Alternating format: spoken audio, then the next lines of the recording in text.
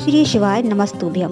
नमस्ते दोस्तों, मैं बबली रावत आप सभी के साथ आज भगवत गीता का श्लोक साझा कर रही हूँ। मैं संस्कृत अभी सीख रही हूँ, इसलिए अगर उच्चारण में कोई गलती हो जाए तो कृपया क्षमा करें। आइए साथ में श्लोक का अर्थ और संदेश समझें। अर्जुन उवाच जयायसी चेत कर्मणस्ते मता बुद्धिर्जनार्दन तत्किं कर्मणि घोरे माम नियोजयसि केशव। अनुवाद। अर्जुन बोले, हे जनार्दन, यदि आपको ज्ञान कर्म से श्रेष्ठ लगता है तो फिर हे केशव, आप मुझे इस भयावह युद्ध कर्म में क्यों लगा रहे हैं। भावार्थ, अर्जुन अभी भी भ्रम में है।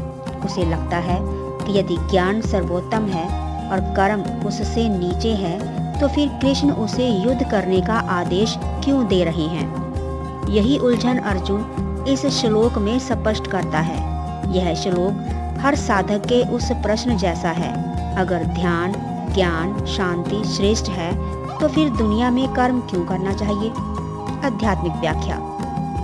अर्जुन की मूल समस्या है ज्ञान और कर्म को एक दूसरे का विरोधी समझ लेना। कृष्ण उसे यह समझाना चाहते हैं कि ज्ञान आंतरिक दृष्टि है और कर्म बाहरी जिम्मेदारियां, दोनों साथ साथ चलते हैं। यह श्लोक अध्याय 3 का आधार बनाता है, जिसमें कृष्ण कर्म योग का गहरा रहस्य बताएंगे।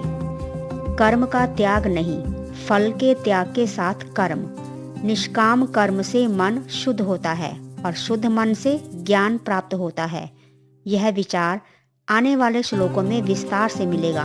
उदाहरण, मान लीजिए किसी विद्यार्थी को ज्ञान चाहिए, पर पढ़ाई किए बिना वह ज्ञान नहीं पा सकता।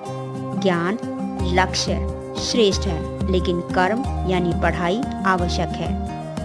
इसी प्रकार कर्म के बिना ज्ञान अधूरा है और ज्ञान के बिना कर्म अंधा है। संक्षिप्त सार। अर्जुन भ्रमित है, ज्ञान श्रेष्ठ है तो कर्म क्यों। वह कृष्ण से स्पष्टता चाहता है। यह श्लोक कर्म योग की शुरुआत का संकेत देता है। आगे के श्लोकों में कृष्ण बताएंगे निष्काम भाव से किया गया कर्म ही सच्ची मुक्ति का मार्ग है। और ऐसे ही प्रेरणादायक ज्ञान के लिए दिव्य ज्ञान चैनल को सब्सक्राइब करें। कृपया अपने विचार कमेंट में जरूर लिखें। अगर आपको यह वीडियो पसंद आया हो तो इसे लाइक करें, शेयर करें और हमारे चैनल दिव्य ज्ञान को सब्सक्राइब करना न भूलें। अगले भाग में हम गीता के अगले श्लोक का गहन विश्लेषण करेंगे। तब तक के लिए श्री शिवाय नमस्तुभ्यम।